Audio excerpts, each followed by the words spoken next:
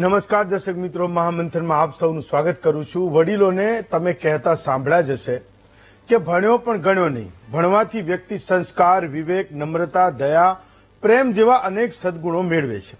ધર્મનું જ્ઞાન જાણી શકે, તર્ક કરી ધર્માંતાથી દૂર પણ રહી શકે। આ બધાના સમન્વયથી પોતે પોતાનું જીવન સુખી બનાવી શકે, સાથે અન્યને પણ સુખી કરી શકે। પણ ભણેલા લોકો જ્યારે રસ્તો ભટકે ત્યારે શું પરિણામ આવે એ આપણે દિલ્હીમાં ગઈકાલે સાંજે જોયું। ડોક્ટર દરજ્જાના લોકોએ માનવતાનું ઓપરેશન કરી નાખ્યું। જે ડોક્ટર લોકોના જીવ બચાવવાના સોગંદ લે છે એ જીવ લેવા ઉતારું થયા। ડોક્ટર બનવું એ કાશ્મીરની ખીણના યુવાનોનું મોટું સ્વપ્ન છે, પણ એ જો ડોક્ટર હોવા છતાં કટ્ટરપંથી બની જાય, દેશવાસીઓને મારવા તૈયાર થઈ જાય, ત્યારે કલ્પના કરો કે કેવા પ્રકારનું કટ્ટરપંથીકરણ થઈ રહ્યું છે। દિલ્હીમાં થયેલો બ્લાસ્ટ, જેમાં 8 લોકોએ જીવ ખોયા, એ બ્લાસ્ટ કરનારની ઓળખ ડોક્ટર મોહમ્મદ ઉમર નબી તરીકે થઈ ગઈ છે। દિલ્હીમાં થયેલા બ્લાસ્ટ પછી 7 નવેમ્બરે ફરીદાબાદમાંથી પકડાયેલા એ 3 આતંકવાદીઓ સાથે કાલની ઘટનાનું કનેક્શન જોડાયું। એ પછી પણ ખબર પડે છે કે તમામ આતંકવાદીઓ ડોક્ટરેટની ડિગ્રી ધરાવે છે। પોલીસ જ્યારે 3ને પકડે છે ત્યારે એમની પાસેથી 2900 કિલો RDX અને AK-47 પણ મળે છે। મૂળ કાશ્મીરમાં રહેનારાઓ તમામ આતંકીઓ સ્કોલર છે। બીજી તરફ ગુજરાતમાંથી પણ ATS 3 આતંકીઓને ઝડપે છે, જેમાંથી એક ડોક્ટર સૈયદ અહેમદ ચીનથી MBBS થયેલો છે, જેણે સાયનાઇડથી પણ ખતરનાક ઝેર બનાવ્યું અને પાણીમાં ભેળવીને કેવી રીતે જાનહાનિ કરી શકાય એનું ષડયંત્ર એ પોતે રચી રહ્યો હતો। આ ઘટનામાં સૌથી ચોંકાવનારી વાત એ છે કે આવા મનસુબા ધરાવનારાઓમાં કોઈ MBBS છે, કોઈ પ્રોફેસર છે, કોઈ એન્જિનિયર છે। ત્યારે સવાલ એ છે કે ભણેલા લોકોમાં આતંકવાદનું ઝેર આખરે પીરસી કોણ રહ્યું છે, અને દેશમાં રહીને દેશને નુકસાન કરનારાઓના આકા છે ક્યાં, અને ભણ્યા પછી પણ કેમ સારા નરસાનો ભેદ પારખ્યા વિના કટ્ટરપંથી અથવા કટ્ટરવાદ એ વધી રહ્યો છે। આ જ વિષય પર આજનું મહામંથન કરીએ।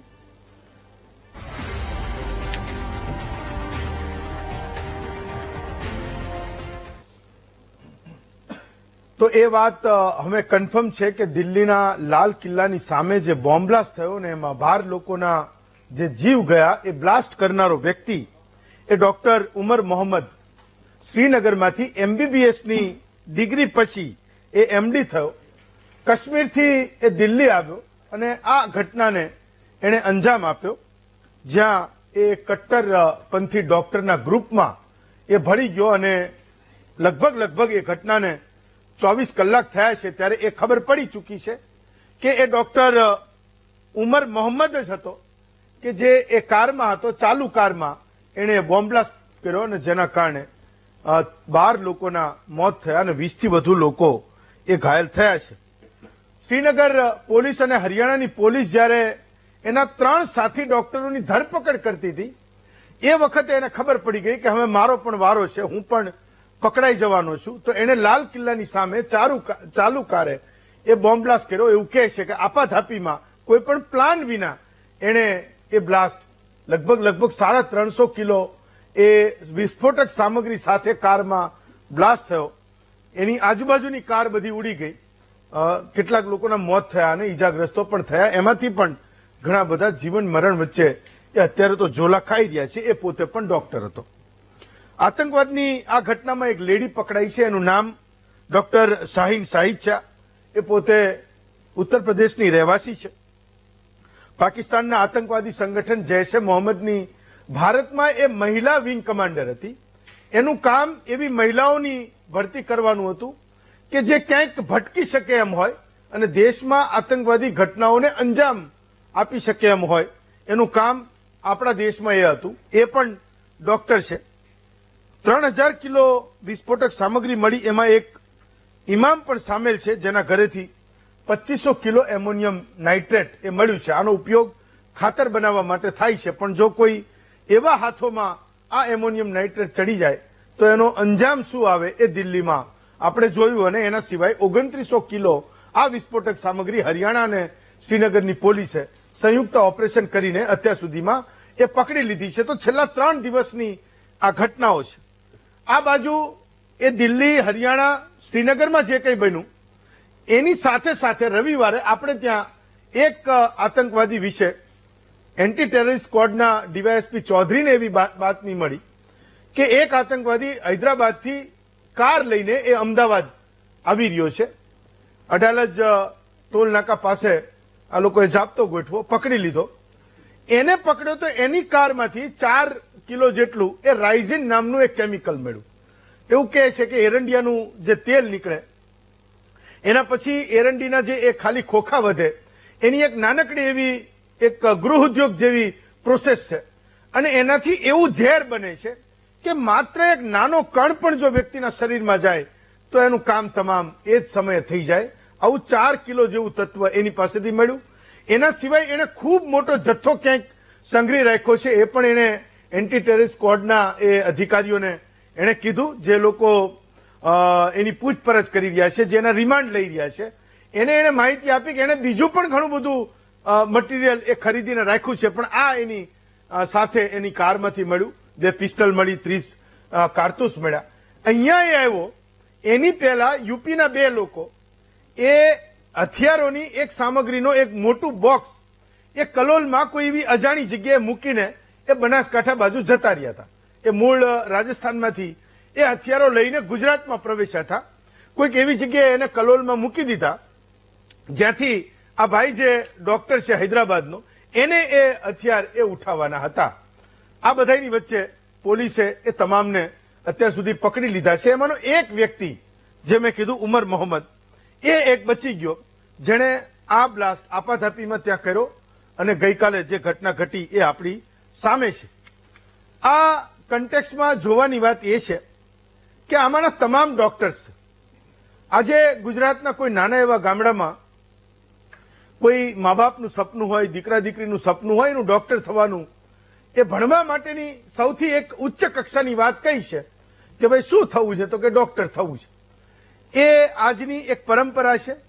આપણે ત્યાં હું માનું છું કે આગળના 10-20 વર્ષો સુધી પણ એ ચાલતી રહેશે. કદાચ જે ડોક્ટરો થયા એ એના સંતાનો વિશે કંઈક અલગ વિચારે, પણ જેમના ઘરમાં કોઈ ડોક્ટર નથી એને તો એના દીકરા દીકરી એ ડોક્ટર બને એ કદાચ ગુજરાત માટે તો આઈએએસ અને આઈપીએસ બને એના કરતા પણ વધારે ગૌરવ અને સન્માનની વાત છે. આ જ વસ્તુને તમે કાશ્મીરના કોન્ટેક્સમાં વિચારો તો ત્યાં પણ લોકોની એના સંતાનોને ભણાવવાની એ જીજીવિષા છે. એની વચ્ચે એમબીબીએસ અને એમડી થયેલા ડોક્ટર્સ એ મુસ્લિમ યુવાનો એ આજે એના દેશમાં રહીને એ બોમ્બ બ્લાસ્ટ કરવા માટે એ ફરતા થયા છે. એવું કહે છે કે આ 4-5 ડોક્ટરોને પકડ્યા, અમદાવાદમાંથી પકડાયો, એ 4 ને દિલ્હી ફરીદાબાદથી પકડ્યા. એ 4-5 પકડાયા એ તમામ લોકો ભારતના અલગ અલગ જગ્યાઓ શહેરોમાં એવા રેડિકલ એટલે કે જેની કટ્ટરવાદી માનસિકતા હોય એવા ડોક્ટર્સના સંપર્કમાં છે. એટલે કે ડોક્ટરોનું એક ગ્રુપ એવું છે, એ મુસ્લિમ ડોક્ટરોનું એક ગ્રુપ એવું છે કે જે દેશમાં આતંકવાદી પ્રવૃત્તિઓ કેમ થાય, બોમ્બ બ્લાસ્ટ કેમ થાય, દેશમાં અશાંતિ કેમ થાય એના માટે મથી રહ્યું છે. તો આ એક અત્યાર સુધીનો જેટલા પણ આપણે રેકોર્ડ જોયા, ચાર્ટર્ડ એકાઉન્ટન્ટ હતા, એમાં જર્નલિસ્ટ પણ હતા, આ બધી પ્રવૃત્તિ કરનારા પણ હવે એ ડોક્ટર્સ પણ છે. તો વિચારવાનું એ છે કે જેને એ ખબર જ છે કે હું શું એવું કરું તો એક સાથે 100, 150, 200, 500 લોકો મરી શકે, સરળતાથી હું એક મારી કેમિકલની મારી જાણકારી છે, મારો વિષય છે, હું ડોક્ટરીનો ભણ્યો છું, તો આ બધું બાય ડિફોલ્ટ હું ભણ્યો હોઈશ અને હું એ 200, 500, 1000, 5000 લોકોને મારી શકું એવી વસ્તુ હું મારા ઘરે બનાવી શકું. હું માનું છું કે આ એ પણ એક ખૂબ ગંભીર વિષય છે. આજે આપણે ચર્ચવાનું એ છે કે લાલ કિલ્લાનો લાલ સંકેત આતંકની ડોક્ટર બ્રિગેડ છે કોણ, અને અમદાવાદ, રાધર ગુજરાત અને ગુજરાતના અન્ય શહેરોમાં પણ આ લોકો સક્રિય છે કે કેમ. જે પકડાયું એ તો સાચી વાત છે. એટીએસે એ હું માનું છું કે એને બિરદાવવી જોઈએ. લોકોએ ખૂબ એના વખાણ પણ કર્યા. સાચી વાત છે કે અહીંયા પકડી લીધા, પણ જ્યાં હજુ પણ એ એક્ટિવ હશે, ગુજરાત પણ હાઈ એલર્ટ પર છે, ઘણા બધા દેશના રાજ્યો હાઈ એલર્ટ પર છે, ઘણી બધી એવી ઘટનાઓ અલગ અલગ રાજ્યોમાં બની રહી છે કે ક્રિકેટ મેચ રમાવાનું છે, આંતરરાષ્ટ્રીય ઇવેન્ટો થવાની છે, ત્યાં પણ અલર્ટ તો છે જ. પણ મુદ્દો એ છે કે પાકિસ્તાને જે નક્કી કર્યું છે એની સામે આપણી પોલીસ ફોર્સ, આપણી એજન્સીઓ એ મથી રહી છે કે એણે જે કંઈ નક્કી કર્યું છે, એણે જે કંઈ એના મનસૂબા પાર પાડવા માટે લોકોને મોકલ્યા છે, એ બધું જ નેટવર્ક એક સાથે એ બસ્ટ કરી શકે. આપણી સાથે 6 વક્તાઓ છે. હિરેન કોટક છે, ભાજપના નેતા છે. હિરેન બેંકર છે, કોંગ્રેસના નેતા છે. કેપ્ટન જયદેવ જોશી છે, એ રિટાયર્ડ કેપ્ટન છે, સંરક્ષણ નિષ્ણાત છે. MSH શેખ છે, મુસ્લિમ અગ્રણી છે. દીપક વ્યાસ છે, નિવૃત્ત ડીવાયએસપી છે, અને ડોક્ટર યોગેશ ગુપ્તા છે, સિનિયર ફિઝિશિયન છે. તો શેખ સાહેબ, સૌથી પહેલો સવાલ મારો એ છે, એ પોલિટિક્સને આપણે અપાર્ટ રાખીએ, પોલિટિકલ લોકો એનો જવાબ આપશે. ગઈકાલે સાંજે 7 વાગે બ્લાસ્ટ થયા પછી જે કંઈ દેશમાં ચાલી રહ્યું છે, લોકો એ સવાલ પૂછી રહ્યા છે કે આફ્ટર ઓલ મુસ્લિમ સમાજે, એના મા બાપે, એના ઇમામે, એના ધર્મગુરુએ આખરે કરવું શું છે? આ દેશમાં એક MBBS ના ડોક્ટર થવા માટે કેટલા પાપડ વણવા પડે જેવું કહે છે. MD થવા માટે તો સારા સારા લોકોનો ક્યારેય ચાન્સ ના લાગે, એવા લોકો આજે એ દેશમાં આતંકવાદી પ્રવૃત્તિઓ કરવા માટે મેદાનમાં ઉતર્યા છે. હું એ સમજવા માંગુ છું કે આનો કોઈ છેડો એ મુસ્લિમો શોધી શકશે કે કેમ? આગળના સમયમાં આવા લોકોને ક્યાંક ધર્મની રાહે, સમાજની રાહે રોકી શકશે કે કેમ? સૌથી પહેલા હું આપને કહીશ કે ભારત દેશમાં 19 કરોડ આશરે મુસ્લિમો રહે છે, અને એ 19 કરોડ મુસ્લિમોમાંથી મોટા ભાગના 99.99% સુધીના મુસ્લિમો એક શાંતિપ્રિય, કાયદાને માન આપનારા અને પોતાના દેશ પ્રત્યે નિષ્ઠા ધરાવનાર મુસ્લિમો છે.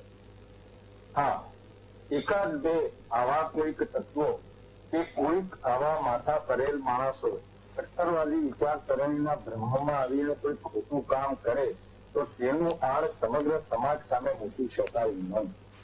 બીજું, આ શિક્ષિત હતા. હા, હું સ્વીકાર કરીશ કે મુસ્લિમોમાં શિક્ષણનું પ્રમાણ દિન પ્રતિદિન વધી રહ્યું છે. મુસ્લિમો આજે સમગ્ર દેશની સાથે આગળ આવવા માટે પ્રયત્નશીલ છે. ત્યારે કોઈક મુસ્લિમ જેણે કોઈક એક વિચારસરણીથી કરીને એક નાનું કામ કર્યું હોય તો સમગ્ર સમાજની સામે પ્રશ્ન ઉઠાવી શકાય નહીં.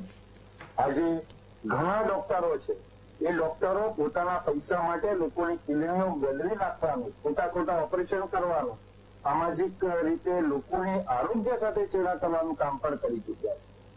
અને આપ જોશો તો આજે સાયબર ક્રાઇમ જે થઈ રહ્યું છે તે મોટા એન્જિનિયરો ગણેલા જ દેશમાં કર્યું છે.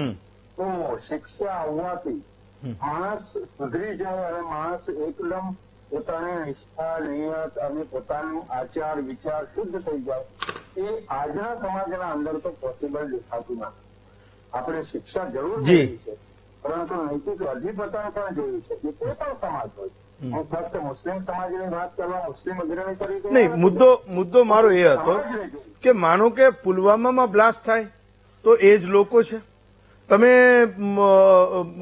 પઠાણકોટમાં હુમલો થાય તો એના હેન્ડલર પણ લોકલ લોકો છે, એક જ સમાજના લોકો છે. ક્યાં સુધી એ દલીલોમાંથી આપણે બચતા રહીશું કે સાયબર ફ્રોડ કરનારા લોકો એન્જિનિયર્સ છે? ક્યાં સુધી એ દલીલોમાંથી બચતા રહીશું કે ખોટા ઓપરેશન કરનારા પણ એ ડોક્ટર છે? હું એ સમજુ છું કે આજની તારીખે આ જે થઈ રહ્યું છે એ તમે આંખો બંધ કરીને, તમે એ મગજ બંધ કરીને, આંખો બંધ કરીને જોવા નથી માંગતા, મગજ બંધ કરીને તમે એને વિચારવા નથી માંગતા કે જે કંઈ થઈ રહ્યું છે એનો જાહેરમાં ક્યાંક સ્ટેન્ડ લેવાનો સમય છે. ઓકે, તમે એવું કહેશો કે એવા ચાર ડોક્ટર પકડાયા એટલે તમે એવું કહેશો કે મુસ્લિમ સમાજમાં એ ભણેલા ગણેલા ડોક્ટરને તમે બ્લેમ કરી રહ્યા છો. આ આજની પ્રક્રિયા નથી શેખ સાહેબ, આ આજનું નથી, આ કેટલા વર્ષોથી ચાલી રહ્યું છે. હવે એ બળવત્તર થઈ ગયું છે. તમને એ દેખાય ના દેખાય, પણ લોકો એ માનતા થઈ ગયા છે કે ભણેલો ગણેલો હોય તોય કામ તો આજ કરવાનો છે. બોલો, ક્યાં સુધી બચાવતા રહેશો? નહીં, તમારી જે દલીલો છે ને એ જે દિશામાં તમે કરી રહ્યા છો, હું તો તમને સવાલ જસ્ટ પૂછી રહ્યો છું. હા, હું આપનો પ્રત્યુત્તર આપવા ઈચ્છીશ. હું એ કહેવા માંગુ છું કે મુસ્લિમ સમાજ ક્યારેય કટ્ટરતાને અથવા તો કટ્ટરપંથી વિચારોને અથવા તો હિંસાપૂર્ણ આવી કોઈ પણ પ્રકારની હિંસાને સમર્થન આપતો નથી. એક, બે, મુસ્લિમ સમાજ ક્યારેય આવા તત્વોને પ્રોત્સાહન આપતો નથી. અને જો એ પ્રોત્સાહન આપે તમે આવી ઘટનાઓ કેટલી થઈ? તમે ભૂતકાળમાં ગણ્યા આંગળીના ગણાય વેલા ગણાય એટલી ઘટનાઓ છે બોમ્બ બ્લાસ્ટ છે. આપણે છેલ્લા 10 વર્ષથી માનનીય મુખ્યમંત્રી અને વડાપ્રધાન મહિલા શ્રી નરેન્દ્રભાઈ મોદીની સરકારમાં બેઠા છીએ. એમણે બહુ જ સંરક્ષણમાં કામ કર્યું છે, પોલીસને સુધાર કરી છે, દેશમાં કાયદો અને વ્યવસ્થાની સ્થિતિ સુધારી નાખવાનું કામ કર્યું છે. એટલે તમે મૂળ દેશની સુરક્ષા ને દેશને પડકાર ફેંકતા રહેશો. પ્રધાનમંત્રી કોઈ પણ હોય, મુખ્યમંત્રી કોઈ પણ હોય, તમે એ પડકાર ફેંકતા રહેશો કે ભાઈ આ તો બહુ મજબૂત પ્રાઇમ મિનિસ્ટર છે, મજબૂત મુખ્યમંત્રી છે, એના રાજમાં બોમ્બ ધડાકા થઈ કેવી રીતે શકે? યાર કેવી વાહિયાત દલીલો કરો છો. 140 કરોડનો દેશ છે ભાઈ, 140 કરોડનો દેશ છે. રાષ્ટ્રપ્રેમ મુસલમાનોના અંદર ભરેલો છે. હું આપની વાત સાથે એ સહમત નથી કે તમે મુસ્લિમ હોવાના કારણે આતંકવાદી છે. હું ત્યારે એ વાત સાથે સહમત નથી, અમારો સમાજ સહમત નથી. એક સારો શબ્દ તો બોલતા કે આ જેટલા લોકોએ કર્યું એ કટ્ટરવાદીઓ હતા, જેને માનવતા સાથે કોઈ લેવા દેવા નથી. તમે તો ક્યાં કોણ એન્જિનિયર ફ્રોડ કરી રહ્યું છે, ક્યાં કયો હિન્દુ ડોક્ટર એક ખોટા ઓપરેશન કરી રહ્યો છે, એ દલીલો કરી રહ્યા છો. એટલીસ્ટ બે વાત શરૂઆતમાં એ કરતા. હું અનફોર્ચ્યુનેટલી મારો આ ખૂબ ખરાબ અનુભવ છે શેખ સાહેબ. હું તો જેટલા પણ તમે લોકો આવો છો ને કહું છું કે સૌથી પહેલા તમે લોકો એ આંખો બંધ કરીને એ સ્થિતિને જોયા વગર એક સરખી દલીલો, કાયમ એક સરખી દલીલો, મને લાગે તમને જોઈને લોકોને એવું થતું હશે કે અમને કોઈ ખોટા ખરાબ કહેવાનું નથી, જે કંઈ કરીએ ખૂબ સારું કરીએ છીએ. ફાઇન, ઓકે, ચલો હું આવું શેખ સાહેબ. હિરેનભાઈ શેખ સાહેબને એક જ સવાલ કરવો છે, અને હું માનું છું કે ચલો મુસ્લિમ સમાજ છે એ આતંકવાદની વિરુદ્ધમાં છે, અરાજકતાની વિરુદ્ધમાં છે, રાષ્ટ્રપ્રેમી છે, પણ જે બહુ જાણીતો છે ને લોકોના મનમાં સવાલ, જે અહીંયા સામાન્ય રીતે કોઈ પૂછતું નથી, એ પૂછી લઉં કે સાહેબ કેમ બધા જ આતંકવાદીઓ મુસ્લિમ હોય છે? આ બાબત વિશે તમે કદાચ જવાબ આપી શક્યા હોત કે આ માટે સુધારણા લાવવા, જાગૃતિ લાવવા માટે કાર્યક્રમો કરીશું, બાળકોને સમજાવીશું, યુવાનોને સમજાવીશું, અમે આ બાબતમાં એમને રાષ્ટ્રપ્રેમી બનાવવા માટેના પ્રયત્નો કરીશું. આટલું પણ ન કહી શકાય. શા માટે? એક પ્રશ્નનો સીધો સરળ જવાબ હતો. એની જગ્યાએ આપ છાવરવાની જગ્યાએ બીજા સમાજના ડોક્ટરોની પણ વાત કરી રહ્યા છો કે બીજા સમાજના ડોક્ટરો છે એ એમના ખોટા ઓપરેશન કરે છે. ખોટા ઓપરેશન કરતા હોય ત્યારે કોઈની જાત નથી જોવાતી, એ બધાને પણ બરાબર ને સેટ અપાય છે. આ સરકારમાં એક પણ વ્યક્તિને બક્ષવામાં નથી આવતો, એમાં જાત પાત નથી જોવા મળતી. તો શા માટે આપણે આપણા સમાજની અંદરની બુરાઈઓ દૂર ન કરવી? સાહેબ, હું મુસ્લિમ સમાજથી અલગ જઈને તમારી સાથે વાત કરું છું. હમણાં જ થોડા સમય પહેલા ઠાકોર સમાજ સાહેબ અશિક્ષિત કહેવાય છે, એ સમાજે એના પોતાના દરેક લગ્નના પ્રસંગમાં દરેક પ્રકારની જાગૃતિ લાવવાનું કામ કર્યું છે. આવું જાગૃતિનું કામ મુસ્લિમ સમાજ શા માટે ન કરી શકે? એ માટે એક નાનકડું વચન કેમ ના આપી શકો શેખ સાહેબ? ઓકે, અને મુદ્દો તો એક એ પણ છે શેખ સાહેબ કે શેના માટે આ શ્રીનગરના 4 આતંકવાદી ડોક્ટરોને બચાવવા માટે આપણે દલીલો કરવી પડે કે ઘણા બધા ડોક્ટર છે એ ખોટા ઓપરેશન કરે છે. ફાઇન, હું આવું તમારી પાસે. હિરેનભાઈ, એક મુદ્દો મારો એ હતો કે સ્વાભાવિક છે કે દેશમાં જયારે આ ઘટનાઓ બને ત્યારે સુરક્ષા એજન્સી, સુરક્ષા અને એને જોનારા એ તમામ લોકોની સામે એ સવાલો ઉઠે. આજે કોંગ્રેસે એવું કીધું કે ભાઈ આની એ તપાસ છે એ ખૂબ સારી રીતે થાય, એ અમે અમારા માટે અપેક્ષિત છે. એની સાથે તમામ વિપક્ષોએ એ વાતને પણ કરી કે ભાઈ દિલ્હી સુધી આટલી વિસ્ફોટક સામગ્રી ભરીને એ કાર, એ લાલ કિલ્લા, એ દિલ્હીના શહેરની વચ્ચે આવી ગઈ, એ બોમ્બ ધડાકા કરી ગયા. તો અત્યાર સુધીની આની જવાબદારી એ કેમ કોઈએ ના સ્વીકારી? હેમંતભાઈ, જે પ્રકારે દિલ્હીમાં જે બોમ્બ ઘટના બની એ તમામ જેમાં તેમને મોતને ભેટ્યા છે એ તમામ નાગરિકોને, ભારતીય નાગરિકોને સાંત્વના પાઠવું છું, અને જે લોકો અત્યારે હાલમાં હોસ્પિટલાઇઝ છે એ જલ્દી સાજા થાય એવી પ્રભુને પ્રાર્થના કરું છું. કોંગ્રેસના પ્રવક્તા તરીકે વાત કરીએ કે બીજા કોઈ વાત કરીએ, પણ હું સ્પષ્ટપણે માનું છું કે આજે એક ભારતીય તરીકે આપણે આ વસ્તુને મૂલવવું જોઈએ કે ક્યાં સુધી આ પ્રકારની ઘટનાઓ થતી રહેશે, એના પછી શું. આ વર્ષોથી યાદ નથી, ગુજરાત હોય કે ભારત હોય, આ ભારતની ભૂમિ પર આ પ્રકારની ઘટનાઓ અસંખ્ય વાર થઈ છે. જે પ્રકારની આખી ડિબેટ જે દિશામાં જઈ રહી છે, કયા ધર્મનો છે અને શું છે અને આ છે, એના કરતા સ્પષ્ટપણે આજે એ વસ્તુ અહીંયા સંકલ્પ લેવો જોઈએ કે આ ઘટનામાં કયા લોકો જવાબદાર હતા, કોની ભૂલ છે, કોની જવાબદેહી છે, અને આખા વસ્તુમાં હા. ભારતની સુરક્ષા, અખંડિતતા હા. એ હંમેશા સર્વોપરી રહેશે. હા. એ તમે હોવ, હું હોવ, અહીંયા કોટક સાહેબ હોય કે બીજા કોઈ પણ હોય, હા. આ તમામ આવતા જતા રહેશે. પણ ભારતની અખંડિતતા, સાર્વભૌમત્વ અને સુરક્ષા, ભારતીયોની સુરક્ષા એ સર્વપ્રથમ સ્થાને આવી છે. એ કોંગ્રેસ પક્ષની વિચારધારા રહી છે અને એવું જ હોવું જોઈએ. વાત અહીંયા એ છે કે જે પ્રકારની ઘટનાઓ બને હા. અને પછી આપણે એની ડિટેલમાં જઈએ, હા. એ પહેલા જ આખો જે હાથી છે એ સ્વિમિંગ પુલમાં પડે ને પછી કોરો બહાર કાઢી દેવાની વાતો કરવામાં આવે, ત્યાં સર્વપ્રથમ એક રાજકીય પક્ષ તરીકે, એક ભારતીય તરીકે અને એક નાગરિક તરીકે મને પ્રશ્ન પૂછવાનો જરૂર પડે કે આ પ્રકારની ઘટનાઓ થાય છે, પછી થાય છે શું? આટલી બધી ઘટનાઓ બન્યા પછી તમે મને એક દાખલારૂપ કામગીરી બતાવો કે જેના કારણે એમ કહી હું આવું શકીએ સાહેબ તમારી પાસે. આપણે કે આ પ્રકારની ઘટનાઓમાં આપણે આ સ્ટેપ લીધા હતા. પહેલગામમાં આટલી મોટી ઘટના બની એ પછી શું કર્યું? કશું જ નહીં. અને વારંવાર થતી ઘટના પછી આપણે એક પણ વ્યક્તિની, નાના ચપરાસી સુધીની જવાબદેહી નક્કી નથી કરી શકતા. તમે બહુ સારી વાત કરી કે આ સુરક્ષામાં સમગ્ર ભારતમાં દિલ્હી સુરક્ષિત રાજ્ય કહેવામાં આવે, અને એ એટલા માટે કે it is direct under to the home ministry. આ ગૃહ વિભાગના સીધા મંત્રાલયના સીધા અંડરમાં આવે છે. અને પછી આ પ્રકારની દિન દહાડે, એટલે એવું નહીં કે છુપી રીતે આવી ગયા હતા અને અચાનક કરી ગયા હતા ને એવું નહીં. આ દિન દહાડે બનેલી ઘટના પછી આપણે લેટ સી શું થઈ રહ્યું જોઈએ. અને હું વિશ્વાસ છે મને ગુજરાતની, સમગ્ર ભારત દેશની જે સંસ્થાઓ છે કે જે સક્ષમ છે આ વસ્તુને રોકવા માટે, આ વસ્તુને ક્યાં શું થઈ રહ્યું છે એને કામ કરવા માટે, અને બધા લોકોને ફાંસીના માથે ચડાવવા માટે માત્ર જરૂર છે આપણે રાજકીય કુનેહની, રાજકીય ઈચ્છા શક્તિની અને નીતિ રીતિની. જો એ થાય તો એ વસ્તુ આપણે ભૂતકાળમાં જોયું છે કે ભર વરસાદ હોય, મુંબઈ પર એટેક થયો હોય, દિલ્હીથી વડાપ્રધાન સીધા ફ્લાઇટ લઈને એ તપતા એ વરસાદની વચ્ચે પણ પ્રેસ કોન્ફરન્સ કરીને સામી છાતી કે આ ઘટના જે બની છે એની જવાબદારી મારી છે, અને હું તમામ લોકોમાં જે અહીંયા ગુજરી ગયા છે એની શ્રદ્ધાંજલિ પાઠવું છું. તાત્કાલિક ગૃહમંત્રીનું રાજીનામું આવી જાય છે, તાત્કાલિક ત્યાંના ડેપ્યુટી મિનિસ્ટરનું રાજીનામું આવી જાય છે, રાજ્યનો મુખ્યમંત્રી એ ત્યાં રાજીનામું આપે છે.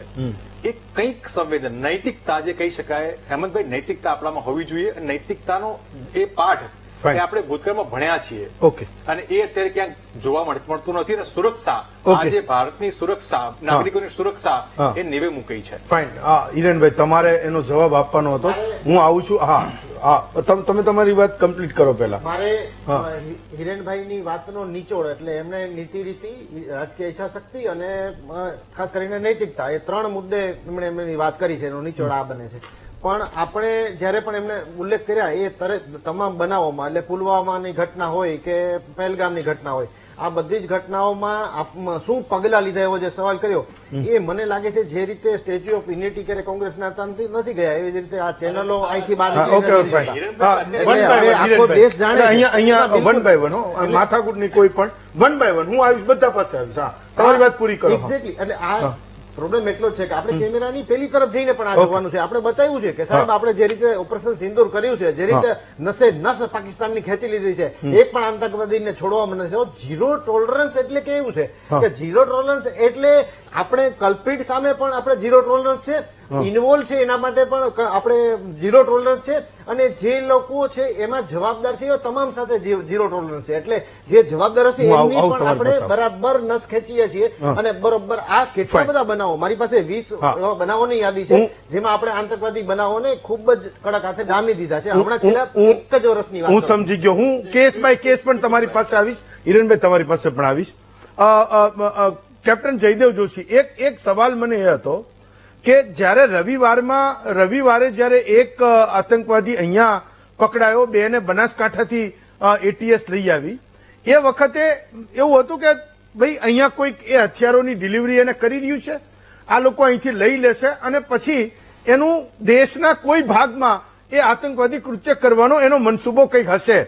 એના પછી ગઈકાલે જ્યારે આ બોમ્બ બ્લાસ્ટ થયો અને એક સાથે 3000 કિલો વિસ્ફોટક સામગ્રી પકડાઈ અને બોમ્બ બ્લાસ્ટ થયો, આ ત્રણેય ઘટના એક રોમાં બની, એક વારાફરતી બની. તમને લાગે છે કે પહેલા જે જૈશે મોહમ્મદ અને જે આતંકવાદી સંગઠનો એક્ટિવ હતા, આપણે ત્યાં સિમી હતું, અહીંયા બોમ્બ બ્લાસ્ટ થયા પછી આપણે એને સંપૂર્ણ નેસ્ત નાબૂદ કરી નાખ્યું. તમને લાગે છે કે ઓપરેશન સિંદૂર પછી આ લોકો આપણને કોઈના કોઈ રીતે એ ટાર્ગેટ કરી રહ્યા છે, જેનો અંદરના લોકોનો એ લાભ લઈને અહીંયા કોઈ એવા મોડ્યુલ તૈયાર કરી રહ્યા છે કે ભારતમાં આતંકવાદી પ્રવૃત્તિઓ વધે અને લોકોને ખબર પડે? જી ચોક્કસજી, ચોક્કસથી હેમંતજી, મારો અવાજ પહોંચે છે આપના? જી, આપનો અવાજ આવે છે. સર્વપ્રથમ તો ભલે રિપીટેટિવ લાગે, પણ આ આતંકી હુમલામાં જે લોકોએ જીવ ગુમાવ્યા છે એમના માટે આપણે સંવેદના અને શ્રદ્ધાંજલિ અને એમના પરિવારને શક્તિ આપે ભગવાન એવી પ્રાર્થના કરીએ. ઇન્જર્ડ પણ જલ્દી વહેલા સાજા થાય તેવી આપણે પ્રાર્થના કરીએ. આપે બહુ જ સરસ રીતે વાત કહી છે હેમંતજી કે આ ત્રણેય બનાવો એક સક્સેશનમાં થયા છે, એક રોમાં બન્યા છે. અને એટલા માટે થોડા પ્રશ્નો જે બહુ વેલિડ પ્રશ્નો છે આ ત્રણેય બનાવોના છે, એના માધ્યમથી આપના પ્રશ્નનો જવાબ આપવાનો પ્રયત્ન કરીશ હેમંતજી. કે જ્યારે ગુજરાતમાં કંઈ પકડાય છે ત્યારે હથિયારની આપલે ખાલી પિસ્ટલ છે, તો પિસ્ટલથી વળી કયું આતંકી કૃત્ય થઈ શકે? ખાસ કોઈ આતંકી કૃત્ય થઈ ન શકે. ત્યારે પણ આપણા કાન સાબદા થવા જોઈતા હતા, થોડા થયા પણ ખરા. પહેલી વાર આપણે આતંકીઓ કરતા 1-1.5 કદાચ 2 કદમ આગળ છીએ. ફરીદાબાદમાં યસ, એ સ્વીકારવું અઘરું હતું, આઘાતજનક પણ છે, પ્રશ્ન પણ આપણને થાય કે ક્યાં ચૂક રહી ગઈ. પણ આટલા મોટા પ્રમાણમાં વિસ્ફોટકનું આવવું, હરિયાણા સુધી આવવું, એ હરિયાણા જ્યાં નજીકમાં કોઈ એવી આંતરરાષ્ટ્રીય પોરસ બોર્ડર નથી, ત્યારે આપણા કાન સાબદા થવા જોતા હતા. થોડા થયા પણ ખરા. ફરી પાછું રિપીટેડલી કહું છું, આપણે 1-2 કદમ આગળ છીએ આતંકીઓથી. પણ આ જે કઈ બે બનાવ બન્યા એ માત્ર ઘટનાક્રમ છે. અને આ બંનેમાં ક્યાંક કેસ્ટર ઓઇલ, એર ઇન્ડિયાનું તેલ માત્ર, કે જેનો ઉપયોગ કરીને એક નવીન રીતે કોઈ એવું ઝેર બનાવવાનો પ્રયત્ન જે માસ ડિસ્ટ્રક્શન કરી શકે. એમોનિયા નાઇટ્રેટ આટલા મોટા પ્રમાણમાં, જનરલી આરડીએક્સ વપરાતું હોય છે, ટીએનટી વપરાતું હોય છે, ક્યારેક તો કેટલાક આતંકીઓ નોર્મલ કોઈ પણ દારૂગોળો લઈને આવે છે, એની બદલે એમોનિયા નાઇટ્રેટ આટલા મોટા પ્રમાણમાં હોવું, આ બે બનાવોએ જ પુરવાર કરી દીધું હતું કે આવનારા કલાકો નહીં તો દિવસોમાં કંઈક મોટું થવાનું છે. અને હજી હું બહુ જ ડર સાથે પણ એ કહું છું હેમંતજી કે આ જે બે વાતો બની છે મલ્ટી સ્ટેટ છે, કેટલાય સ્ટેટના લોકો આમાં ઇન્વોલ્વ છે. મેં આજે જ એક જગ્યાએ એક શબ્દ પ્રયોગ એવો કે વ્હાઇટ કોલર ટેરરિઝમ તરફ આગળ વધાઈ રહ્યું છે. હવે એ અભણ, રોજગાર વિનાનો, રખડું, ધ્યાન ભ્રમિત થયેલો જમ્મુ કાશ્મીરનો કે અફઘાની કે પછી ખૈબર પખ્તુનવાનો આતંકી નથી. આ એ આતંકી અત્યારે બની રહ્યો છે જે ભણેલ ગણેલ છે, જે સમજે છે, એનું છુપવું, સમાજમાં ઘુલી મિલી શકવું સહેલું છે. એ જે થઈ રહ્યું છે, હમલો તો પછી થશે, પણ આવા આપણા યુવાનો, આવા આપણા ભારતીયોનું પણ જે ધર્માંધતાથી જે ધોવાણ થઈ રહ્યું છે, રેડિકલાઇઝેશન થઈ રહ્યું છે, એ મોટો પ્લોટ છે. ફરી પાછું આતંકી વાત ઉપર જ આવીએ તો કેમ આ કારની નીચે ધડાકો થયો ત્યારે મોટો ક્રેટર, એક ખાડો ના થયો? સામાન્ય રીતે થતું હોય છે. કોઈક અલગ રીતે કોઈ એક્સપ્લોઝિવ આઈઈડી, ઇમ્પ્રોવાઇઝડ એક્સપ્લોઝિવ ડિવાઇસ કે પછી એ વિસ્ફોટકને પણ કોઈ અલગ રીતે વપરાણો હતો. અગાઉ મેં વાતો કહી એ આ વાત. આટલા બધા લોકો કારમાં કેમ હતા? સામાન્ય રીતે ફિદાઈની એક કાર ચાલક હોય, આટલી કલાકે એને રાહ જોઈએ, ઉપયુક્ત સમયની રાહ જોતો હતો, એ શું હતું એની આસપાસની વાત? તો આ બધા પ્રશ્નોથી ચોક્કસપણે એમ કહી શકાય હેમંતજી, આપણે જો રોકી શકશું આતંકી હુમલાઓને, આપણે આગળ છીએ, તો એની કોઈ નોંધ નહીં લેવાય. આ જ વિડંબના છે સિક્યોરિટી એજન્સીઝની કે ત્યારે કોઈ પીઠ નહીં થાબડે. પણ તેમ છતાં જો રોકી શકીએ, કોઈ ન્યૂઝ ના બને તો સારી વાત છે. નહીં તો સ્પષ્ટપણે એમ કહી શકાય, ક્લીન એન્ડ એફર્ટલેસલી આ કહી શકાય કે આ કેટલાક મોટા ષડયંત્રના નાના ઘટનાઓ માત્ર છે. ફાઇન. વ્યાસ સાહેબ, એક સવાલ અહીંના એટીએસે કરેલા એ કામને લઈને છે કે એણે 3 લોકોને પકડી પાડ્યા. શરૂઆતમાં વાત એ હતી કે એનું કોઈ દિલ્હી કનેક્શન, દિલ્હીમાં જે બોમ્બ બ્લાસ્ટ થયો એની સાથે નથી. એટલીસ્ટ એ 3 દિવસથી આપણે ત્યાં એ વાત ચાલે છે. ખૂબ ગંભીર વાત એ થઈ કે રાઇઝિન નામનું કેમિકલ થી એ માસ ડિસ્ટ્રક્શન કરવાના હતા, એ સામૂહિક હત્યાકાંડ થાય એના માટેના એના પ્રયત્નો હતા. એ પોલીસ એવું કહી રહી છે કે એને પ્રોક્યોર પણ કરેલું છે, ઘણું બધું વસ્તુ એને ખરીદેલી પણ છે. પણ સૌથી મોટો સવાલ એ છે કે અત્યાર સુધી જે કંઈ થયું એમાં આપણને એવા અમદાવાદના કે ભરૂચના કે એવા કોઈ નાના લોકેશનની કોઈ એક ગલી મહોલ્લાના લોકો મળતા હતા. ડોક્ટર આ જે પકડાયો ભાઈ અહીંયા આપણે ત્યાં અમદાવાદમાં, એ તો ચીનમાં ભણેલો ડોક્ટર છે. હૈદરાબાદથી ગાડી લઈને અહીંયા આવ્યો, એનો કોન્ફિડન્સ હતો કે હું જે મારે લઈ જવાનું છે પાછો લઈને જતો રહીશ, પેલા બે લોકો ગુજરાતની સરહદ કૂદી જશે અને અમે બધા એ સેફ થઈ જઈશું. એટીએસને બાતમી મળી, પકડાઈ ગયા, ખૂબ સારી વાત છે. પણ ગુજરાતે હવે શું ચેતવાની જરૂર છે? તમને યાદ હોય તો એને આ પાકિસ્તાન પર આપણે જયારે ઓપરેશન સિંદૂર કર્યું ત્યારે એમની કંઈક અહીંયા આપણા ગુજરાતમાં એમની કંઈક કરવાની ઈચ્છા હતી કે ભાઈ એની આતંકવાદી પ્રવૃત્તિઓ અહીંયા અને દિલ્હીમાં વધે તો એ સીધો ભારત સરકારને, મોદીને, અમિત શાહને એ મેસેજ આપવા માંગતા હતા. ગુજરાતની પોલીસે હવે એટલીસ્ટ આગળના એ સમયમાં શું કરવાની જરૂર છે? નાગરિકોએ કેવી રીતે ચેતવાની જરૂર છે? દુનિયાની મોટામાં મોટી લોકશાહી દેશના, વસ્તી ધરાવતા લોકશાહી દેશના સમૃદ્ધ રાજ્યની અંદર જે આ બનાવ બન્યો, એ માટે એન્ટી ટેરરિસ્ટ સ્ક્વોડના અધિકારીઓને અભિનંદન આપું છું. સાથે સાથે એક વસ્તુ એવી છે કે આપણો રાષ્ટ્ર સિક્યુલર સ્ટેટ છે અને રૂલ ઓફ લો, કાયદો બધા માટે સરખો છે. કાયદોનું ઇમ્પ્લિમેન્ટેશન પ્રોપર રીતે કરવામાં આવે, એને પ્રોપર રીતે એને પ્રોસિક્યુશન થાય અને આરોપીને કોર્ટમાં સજા થાય તો એની દાખલારૂપ એક સજાને કારણે બીજા લોકો ગુનો કરતા અચકાય. જ્યારે ટેરરિઝમની વાત આવે છે ત્યારે ટેરરિઝમમાં કોઈ પોતે પોતાનો ધર્મ કશું હોતું નથી. એ લોકો એવા લોકોને શોધે છે, એ લોકોને ટેરરિસ્ટ કેમ્પની અંદર સાયકોલોજીકલ બધી જ રીતે એને એવી માનસિક રીતે એને ટ્રેનિંગ આપવામાં આવે છે, એને વન સાઇડેડ થિંકિંગ કરતો માણસ બનાવી દેવામાં આવે છે. એટલે એ વ્યક્તિને કોઈની સાથે લાગણી નથી હોતી, પોતાના ધાર્મિક જનૂનને કારણે પોતે કામ કરતો હોય છે અને પોતાનો જે મોટિવ સર કરવા માટેના પોતે હંમેશા પ્રયત્ન કરતો હોય છે. એટલે આ વ્યક્તિઓને તમે ઓળખી પાડવા અને એના માટેની સંયુક્ત બધા centre IB, state IB, NIA, state vigilance, state IB અને લોકલ પોલીસ તમામ વ્યક્તિઓ સાથે મળીને એકબીજાનું સંકલન કરીને સારી ઇન્ફોર્મેશન ભેગી કરવી જોઈએ. અને સાથે સાથે હું આપના મારફતે લોકોને પણ હું અપીલ કરીશ કે તમે પોલીસ પાસે આવો, તમને કોઈ પણ નાનામાં નાની કોઈ વાત પર શંકા પડે તો એ સંદર્ભમાં તમે જણાવો. જ્યાં સુધી ઇન્ફોર્મેશન ગેધરિંગ નહીં થાય ત્યાં સુધી કોઈ રિઝલ્ટ સારું નહીં મળી શકે. લોકોની પબ્લિક પાર્ટિસિપેશન, પોલીસ લોકોની સેવા માટે છે, લોકોની જાનમાલની સલામતી માટે પોલીસ છે.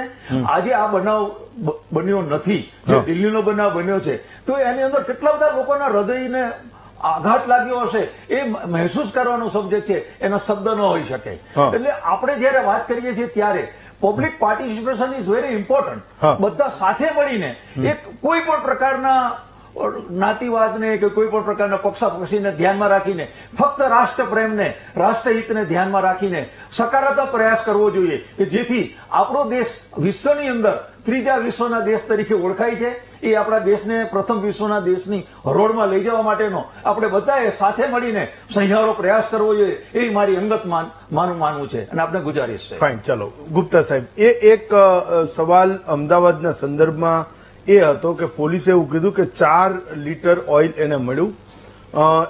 એનાથી કંઈક રાઇઝિન નામનું કંઈક કેમિકલ બનાવવાનું હતું ને એવું મેં વાંચ્યું કે રાઇઝિન એટલું ખતરનાક કેમિકલ છે, પોટેશિયમ સાયનાઇડ કરતા પણ ખતરનાક કેમિકલ છે કે એનો એક સેજ અંશ પણ કોઈક એક માણસના શરીરમાં ગયો તો માણસ મરી જાય અથવા તો એના અંગો છે એ કામ કરતા બંધ થઈ જાય.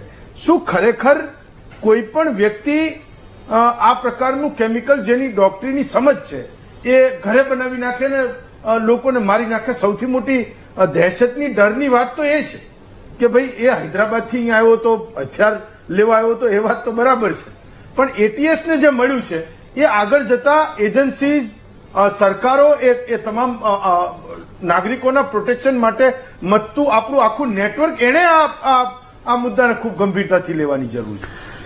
હેમંતભાઈ, આજના આખા ડિબેટમાં થેન્ક યુ. એક તો કે તમે મને છેલ્લે કંઈક વાત કરવાનો મોકો આપ્યો અને મેં બધાને સાંભળ્યા એટલે મને હવે બોલવાનો મજા બી પડશે.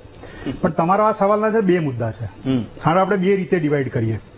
એક હતું કે રિસિન એ શું ખતરનાક પોઈઝન છે કે નહીં, અને બીજો મુદ્દો હતો કે શું ડોક્ટર આવું કરી શકે કે ના કરી શકે. તો પહેલા તો આપણે ડોક્ટર વાળું લઈએ.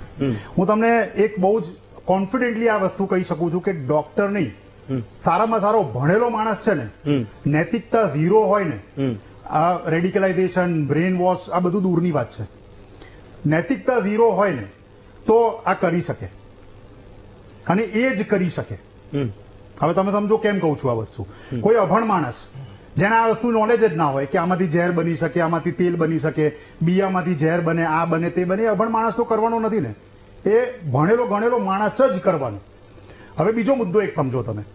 આપણા ત્યાં સેના છે, તો સેનાની અંદર તમારે બહુ મોટા અધિકારીઓ હશે, પછી નીચેનું બ્રેન હશે, એનું નીચેનું બ્રેન હશે, એનું નીચેનું બ્રેન હશે, પછી સોલ્જર્સ હશે. તો જે બ્રેન્સ હોય છે ને એ લોકોનું શું કામ હોય કે જેટલા ડિફેન્સના દુશ્મનો હોય એમનું સ્ટડી કરીને એની સામે ડિફેન્સ આપણે કેવું ઉભું કરી સ્ટ્રેટેજી બનાવે. તે તો બધા સખત ભણેલા ગણેલા હશે. તો આ જે દુશ્મનો છે, જે આતંકવાદીઓ છે, એ બધા શું અભણ જ હશે? એમને દોરી સંચાર કરનારો કોણ હશે? તો આ ભણેલા ગણેલા જ હશે.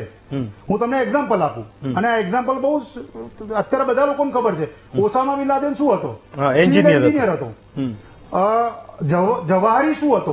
જે અલ કાયદાનો હતો, એ સર્જન હતો, રાઈટ? પછી હું તમને એક નામ આપું, આફસિયા કરીને કે અસ્ફિયા કરીને પાકિસ્તાનમાંથી હતી, ન્યુરો સાયન્ટિસ્ટ હતી. તમને ખબર યુએસ શું બોલતું એને? લેડી અલ કાયદા. એ ન્યુરો સાયન્ટિસ્ટ હતી, MIT માં ભણેલી હતી, રાઈટ?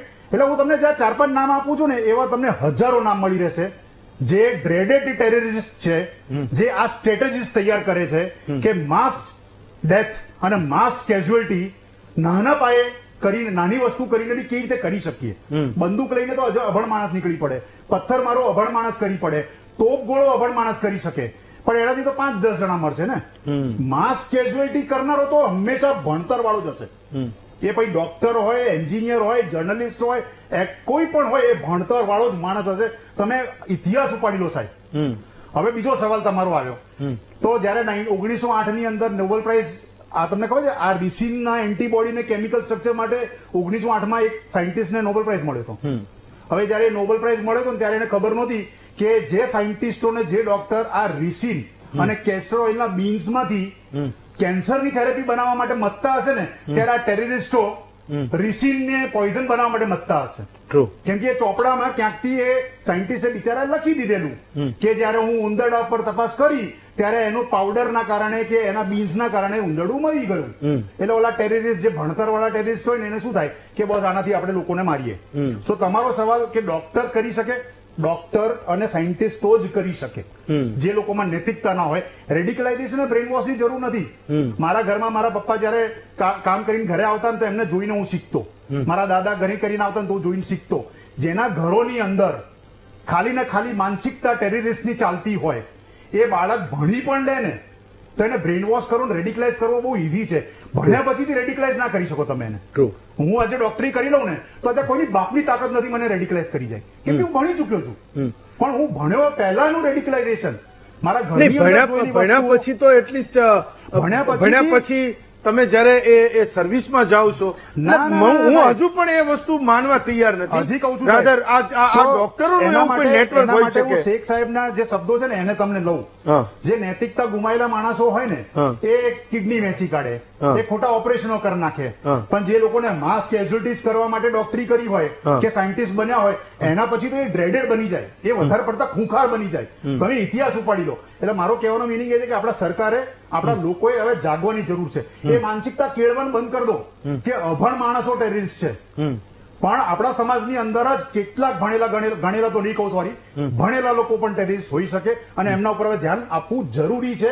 એવા લોકો તમને દેખાઈ જ આવશે, તમારા આજુબાજુ દેખાઈ આવે, સજાગ રહેવું જરૂરી છે. હવે તમે પૂછ્યું રિસિન, તો રિસિન તો સાહેબ 24,000 વર્ષ પહેલા પણ આર્કિયોલોજીકલ સર્વે કર્યું ને, તો એમાં લાકડીની આગળી એની નોક ઉપર રિસિન મળી આવેલું કે એ જમાનામાં રૂલર્સ, પ્રોટેસ્ટર્સ, જે લોકો મારી સામે પડ્યા હોય ને એમને આપણે મારીને રીસિનથી મારી પેલું ફૂંક નાખ્યા. મારતા ને એમ એક સોય જતી એના શરીરમાં. 24,000 વર્ષથી રીસિન ચાલી રહ્યું છે. અત્યારનું સાયન્સ નથી. Okay. 1975 મને યાદ છે કોઈ બલ્ગેરિયન ડિસિડન્ટ હતો, એને તો અમ્બ્રેલાની આગળ છે ને એક ઓલું રીસિનનું પેલેટ લગાવીને એને ખાલી સ્ટેબિંગ કરીને માર નાખેલું. પણ રીસિન ડેન્જરસ કેમ છે એનું તમને કારણ આપું. સાયનાઇડ તો તાત્કાલિક માર નાખે. હા. રીસિન મેં આજે તમને આપી દીધું હોય ને તો તમને મળતા કલાકોથી દિવસ થાય. અચ્છા. એટલે સામેવાળાને ખબર જ ના પડે કે ટેરરિસ્ટ એટેકમાં મરી ગયો છે. ઓકે. બરોબર. એટલે તમે એને ઇન્હેલ કરો. તમે કીધું એ પ્રમાણે બહુ જ નાની માત્રામાં ને બહુ ફાઇન પાવડર હોય ને તો મારા લંગને ડેમેજ કરી નાખે. Yes. હું એ બિયાને ખાલી ચાવી જઉં ને તો પણ એ મારા પેટની અંદર જઈને મારા લંગને, મારા લીવરને, મારા કિડનીને ડેમેજ કરીને મને માર નાખે. ઓકે. પણ મને જે ભીતિ છે, હા. મારે કહેવું જોઈએ કે ખબર નહીં, બહુ મોટા મોટા માણસો અહીંયા ઉભા છે જે જાણે છે, એક્સપર્ટ છે, પણ આ જે 4 લીટર એ લોકો જે કહે છે કે રીસિન બનાવવા માટેનું સાધન મળી આવ્યું, મને એવું બીક છે, એ લોકોએ તપાસવું જોઈએ. મને નથી લાગતું કે આ માસ કેઝ્યુઅલ્ટી માટે યુઝ કરતા હતા, પણ મને એવું લાગે છે કે એ લોકો કોઈ પર્ટિક્યુલર માણસ માટે એને વાપરવાની કોશિશ કરી રહ્યા છે. હવે એટલું બધું જોઈએ ને.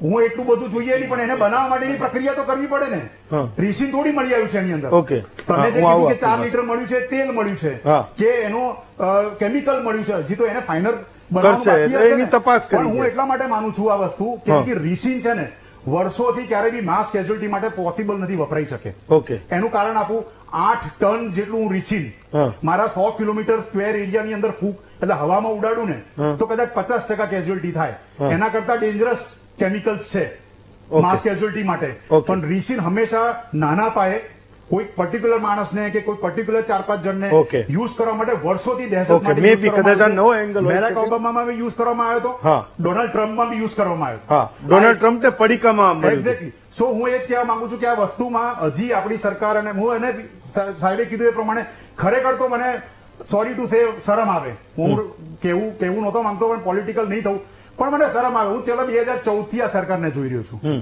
2014 થી 2025 આ સરકાર બીજું તો શું કરી લે આ દેશ માટે, કે તમને 11 વર્ષ તો થઈ ગયા સાચવતા, અને હજી બી આપણે એમને કડગરામાં મુકતા હોઈએ ને તો આપણે જ બલિહારી છે. હવે બીજી વસ્તુ, કેટલાક લોકો એમ કે છે કે નૈતિકતા કરીને તમારે રિઝાઇન કરી દેવું જોઈએ. અરે પણ મારે તો મારા એઝ અ જનતાએ મારે તો જોવું છે એ માણસને. મારા હોમ મિનિસ્ટર મારે દિવસ રાત જોવો છે કામ કરતા, કે બોસ તારા રાજની અંદર ટેરરિસ્ટ એટેક થઈ ગયો, હવે તું આગળ શું કરવાનો છે. એ રિઝાઇન કરીને બીજે ક્યાંક જઈને બેસી જાય ડિપાર્ટમેન્ટમાં. શિવરાજ પાટીલ રિઝાઇન કરીને શું બન્યા? ગવર્નર બન્યા જમ્મુ કાશ્મીરના, પંજાબના. સોરી, શું કામ? તમે રિઝાઇન જ કરવા તો પોલિટિક્સમાંથી રિઝાઇન કરો ને. તમે રેલવે મિનિસ્ટર રીતે નીતિશ કુમાર રિઝાઇન કર્યું તો અત્યારે ચીફ મિનિસ્ટર બનીને બેઠા છે. આખા સ્ટેટને જુએ છે. રિઝાઇન જ કર્યું તો પોલિટિક્સ છોડો ને, નૈતિકતા જ હોય તો. સો મારે મારા પોલિટિશિયન્સને છોડીને ભાગતા નથી જોવું. ઓકે. મારા પોલિટિશિયનને કામ કરતા જોવું છે. Fine. અને અકાઉન્ટેબિલિટી ત્યારે જ આવશે. ફાઇન. છેલ્લી વસ્તુ, હા. અત્યારે બી કહું છું, હા, હું આવું. આપણે પેટ્રિયોટિઝમની ને દેશની ને બધાની વાતો કરીએ છીએ. હા. જ્યાં સુધી પોલિટિકલ સમાજ એક નહીં થાય ને, જ્યાં સુધી ધાર્મિક લોકો એક નહીં થાય ને, ત્યાં સુધી કશું જ નહીં થાય. ટ્વિટર જોઉં છું કાલથી, હા. એક હરામ બરાબર કોઈ એવું કહી દેતું હોય કે યાર આવું ના કરવું જોઈએ, અમે પ્રયાસ કરીશું કે મારા યુવાનો રેડિકલાઇઝ True. ના થાય, મારા True, યુવાનો true. મોટો brainwash ના મુદ્દો થાય. આ. આટલું કહેવામાં શું વાંધો આવે હા, આપણને? બહુ સાચું. હું શેખ સાહેબને હું એ જ એટલે પૂછી રહ્યો હતો.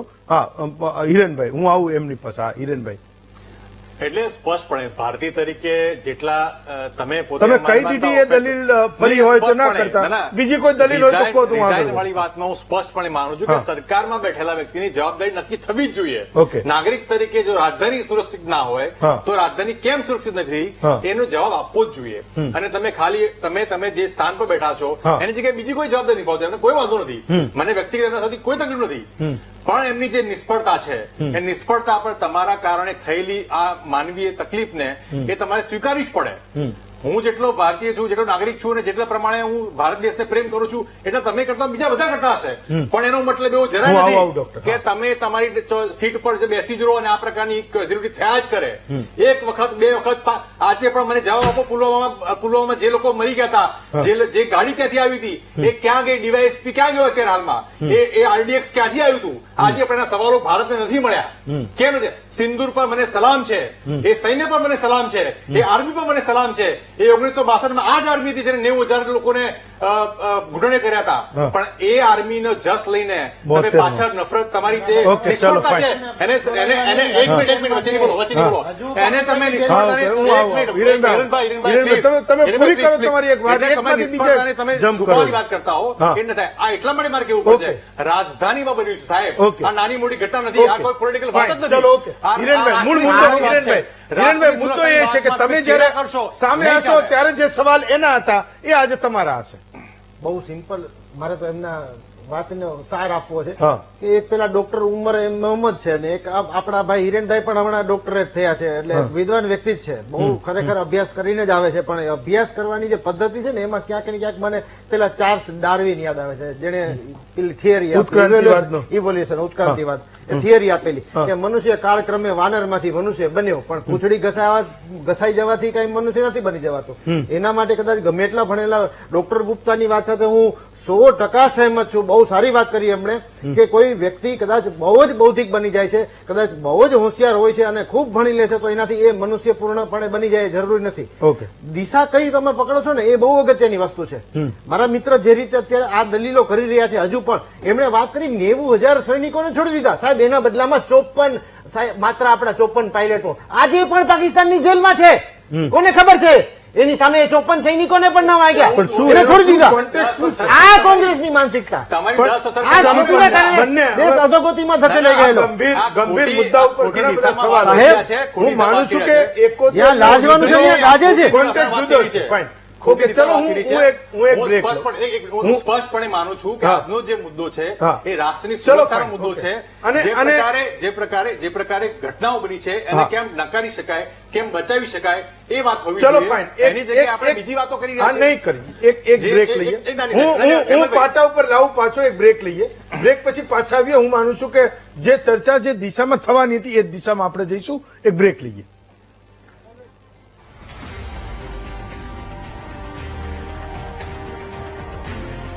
બ્રેક પછી સ્વાગત છે આપનું મહામંથનમાં. શેખ સાહેબ, તો આખો મુદ્દો એ છે કે લોકોને એ વાત પચતી નથી કે અત્યાર સુધી અભણ હતા અને હવે ભણેલા ગણેલા એ આ દેશમાં મારવા ઉતરે, બંદૂકો લઈને ઉતરે અને 3,000 કિલો વિસ્ફોટક સામગ્રી લઈને ઉતરે. ખાલી મુદ્દો માત્ર આટલો જ હતો. હતા તો એને એ જ, પણ હવે પેલા અભણ હતા અને હવે આ ભણેલા આવ્યા. બોલો, તમારે પેલા કઈક કહેવું તું, મેં પછી બધાનો ટર્ન લીધો બોલવામાં. હું એટલું જ કહીશ, હાજી. અભણ હોય, ભણેલો હોય કે કોઈ પણ હોય, હા, સામાન્ય નિર્દોષ નાગરિક આ ભારત દેશના નાગરિકની હત્યા કરનાર હા, ક્યારે પણ સાચો મુસ્લિમ હોઈ જ ના શકે. હા, અને એ કોઈ મુસ્લિમ છે જ નહીં જે હત્યાઓ કરે છે, હા, એ નિર્દોષોની હત્યા કરે છે. હા, હું એને મુસ્લિમ માનતો નથી, ભારતના સમગ્ર મુસ્લિમો એને મુસ્લિમ માનતા નથી. હા. એ આતંકવાદી છે, આતંકવાદને ફેલાવે છે અને નિર્દોષોની હત્યા કરે છે. હમ, ભારતનું દરેકે દરેક મુસ્લિમ આજે સંવેદનાથી ગ્રસ્ત છે. આ જે કોઈ પણ લોકોને હત્યા થઈ છે તેમના પ્રત્યે સહાનુભૂતિ રાખે છે. પરંતુ આ જે મુસ્લિમ સમાજ છે એ જાહેરમાં આવીને પોતાની રજૂઆત, આપણો જે પ્રશ્ન હતો કે કેમ મૂકતા નથી, કેમ મુસ્લિમોમાંથી ટ્વિટર પર અને સોશિયલ મીડિયા પર અને આ બધી જગ્યાએ એક મોટો અવાજ નથી આવતો, તો કારણ કે મુસ્લિમો અત્યારે પોતાની રીતે ખૂબ શાંતિથી પરિસ્થિતિ પ્રમાણે પોતાની રજૂઆતો મૂકતા નથી. કારણ કે જે દેશમાં વાતાવરણ એક લઘુમતી વિરુદ્ધ બહુમતીનું અને જે પોલિટિક્સ સ્યુડો પોલિટિક્સ ચાલે છે એ રીતે મુસ્લિમો ક્યારેય પોતે આ બધી પોલિટિક્સના અંદર અને આ બધી જાહેર આતંકવાદીઓની બાબતમાં બોલતા નથી. પરંતુ આપણે જાણીને નવાઈ લાગશે કે અત્યારે સમગ્ર મુસ્લિમ સમાજ આ ઘડી પર કે ઓપરેશન સિંદૂરની ઘડી પર કે ભારત પર આવેલી વિપદા પર ભારત દેશના સૈન્ય સાથે, ભારત દેશની એજન્સીઓ સાથે, ભારત દેશની પોલીસ સાથે ખભે ખભા મિલાવીને એમની સાથે સંકલન કરીને એમની સાથે રહીને કામ કર્યું. કે કોઈ પણ યુદ્ધ હોય, કોઈ પણ ઘટના હોય, મુસ્લિમો હંમેશા દેશની સુરક્ષા માટે દેશની સૈન્ય શક્તિ સાથે, દેશની પોલીસ શક્તિ સાથે રહ્યા છે અને એમના જ પ્રયત્નો થકી ક્યાંય કોઈ મોટી ઘટનાઓ કે કોઈ મોટા પ્રમાણમાં સમાજમાંથી આવા તત્વો, આવી વિચારસરણી વાળા લોકો બહાર આવી શક્યા નથી. મારા શેખ સાહેબ, મારા બંને સવાલોમાં બહુ લાંબો ફરક નહોતો. પહેલી વાર મેં તમને આજ પૂછ્યું હતું, પણ તમે જે દલીલો કરતા હતા અમે કાર્યક્રમના અંત ભાગમાં તમે કહી રહ્યા છો કે એને મુસ્લિમો સાથે લેવા દેવા નથી. હું તમને મારો પહેલો સવાલ પણ આ જ હતો, મારો આ જ સવાલ હતો. આ તો ભ્રમિત થયેલા માણસો Fine. દરેક સમાજમાં છે, દરેક ધર્મમાં છે, ચલો. દરેક જાતિમાં છે, દરેક પોલિટિકલ પાર્ટીમાં પણ છે ભ્રમિત માણસો. અચ્છા, તો ઓકે, આપણે એમને એક Fine. ચશ્માથી ના જોઈએ. ઓકે, ચલો હિરેનભાઈ, હા લાસ્ટ સાહેબ, 1 તમને- મિનિટ 1 મિનિટ. એક જ મિનિટ. હા, મારે શેખ સાહેબ તમને ખાલી એક જ વસ્તુ બતાવી છે. આ એક ગીર સોમનાથના આપણા ગુજરાતનો જ એક મુસ્લિમ વ્યક્તિ છે જે શું કરું છું? રાષ્ટ્ર માટે આ સાહેબ આ એક આ હા એ તો એ ઓળખતા જ હોય. ચલો હા આગળ સૈયદ વધો. લીમડાવાળા. અરે બધા એ જ છે, આતંકવાદ એનો કોઈ માટે પ્રશ્ન નથી. આમને જેટલી જાગૃતિના કાર્યક્રમ કર્યા છે એવો કાર્યક્રમ આપણે પણ કરી શકીએ. કેમ ન કરીએ? આવો ને સાથે મળીને કરીએ. હા, ઓકે, ચલો કેપ્ટન જયદેવ જોશી તમારી final comment. Captain Jaydev Joshi, captain Jaydev Joshi તમને મારો અવાજ સંભળાય છે? ઓકે, હા હિરેનભાઈ લાસ્ટ 30 સેકન્ડ. નહીં, સ્પષ્ટપણે આની પહેલા પણ જે રાઉન્ડમાં વાત કરવામાં Okay. આવી કે સરકારની જે પ્રકારની રિસ્પોન્સિબિલિટી હોવી જોઈએ, જી. જવાબદેહી હોવી જોઈએ, નક્કી થવી જોઈએ. અને ભારતમાં ચલો, દુઃખ ભાઈ. સાથે કહેવું પડે હા. કે જે પ્રકારે વ્હાઇટ કોલર ટેરરિઝમ એ હા. ચાલુ થયું છે હા. એ આજથી પહેલા ક્યાંય જોવા નહોતું મળ્યું. Okay. જે હું તમને બે ખાલી વાત કર્યું હા. કે ધ્રુવ સક્સેના નામનો વ્યક્તિ જે હા. પહેલો ડિજિટલ ટેરરિસ્ટ કહેવાય ભારતનો, હા. એ પકડાયો. એના પછી ડીઆરડીઓમાં હા. એ પારુલ કોરલીકર પકડાયો. હા. એ પણ ડીઆરડીઓમાં કામ કરતો હતો. એનાથી પણ આગળ લઈ જઈએ કે એનઆઈએ નો એસપી, એનઆઈએ એટલે આપણી જે સર્વોચ્ચ સંસ્થા કહેવાય એનો એટલે SP. તમે રેડિકલાઇઝ એટલે આ થયેલા તમામ- લોકો આ તમામ- માટે હું એ માનું છું જે કે educated- દલીલો સામે છે એ એટલે તમે એ ગ્રાઉન્ડ હું એ ઉપર વસ્તુ કહી રહ્યો છું ઉતરી કે ગયા. એજ્યુકેટેડ લોકો, હા. એજ્યુકેટેડ લોકો જે છે હા. એ વ્હાઇટ કોલર નહીં, લોકો એ કામે છે, એ તમામ ધર્મના હોય, એ કામ તમામ કોઈ એવું ધર્મના નથી હોય, કહેતું તમામ- કે એને જે કર્યું એ સારું કામ હતું. ના, ભાઈ એ ના. આતંકી કૃત્ય છે, એ તમામ- દેશદ્રોહનું જ કામ છે. એ દેશદ્રોહ છે. પણ મને અમુક વાર હિરેનભાઈ મને અમુક વાર આતંકવાદીઓ જે છે હિરેનભાઈ મને અમુક વાર ખરેખર છે ને બહુ નવાઈ લાગે કે તમે લોકો કઈ વાતમાં કોનું સ્ટેન્ડ લો છો ને એ જાણવું ખરેખર બહુ મુશ્કેલ હોય. ફાઇન, ચલો ઓકે ઓકે ફાઇન, ચલો લાસ્ટ 30 સેકન્ડ લઈ કરું છું કે લીધું. ભારતની ત્યારે સુરક્ષાની Fine. વાત આવે ત્યારે કોઈ પણ વ્યક્તિ ના ચાલે. ઓકે લાસ્ટ કોઈ પણ 30 ધર્મનો કેમ ના હોય. Second captain Jaydev Joshi last 30 second. Captain Jaydev Joshi. Ji 30 સેકન્ડ્સમાં જ હેમંતજી, અને બહુ જ વેલિડ મુદ્દાઓ. કોઈ પણ વ્યક્તિ કે એના ધર્મને આતંકવાદનો માર્કો મારવો જરૂરી નથી, પણ એટલું જ મજબૂતાઈથી અને બુલંદીથી એ બોલાવવું જોઈએ કે આતંકવાદી જે આવે છે એ કઈ ધર્માંધ માનસિકતાથી આવે છે, અને પેલું કામ થવું જોઈએ એને ડિસોન કરવાનું. એક વાત. બીજું, આપણે બધા આ ટોક્સિસિટી, આ ઝેર થી પીડાઈ રહ્યા છીએ. જી. વોટ્સએપ ફોરવર્ડેડ મેસેજ થી દૂર રહીએ, અફવાઓથી દૂર રહીએ, સોશિયલ મીડિયા ઉપર ઓકાતા ઝેરથી દૂર રહીએ.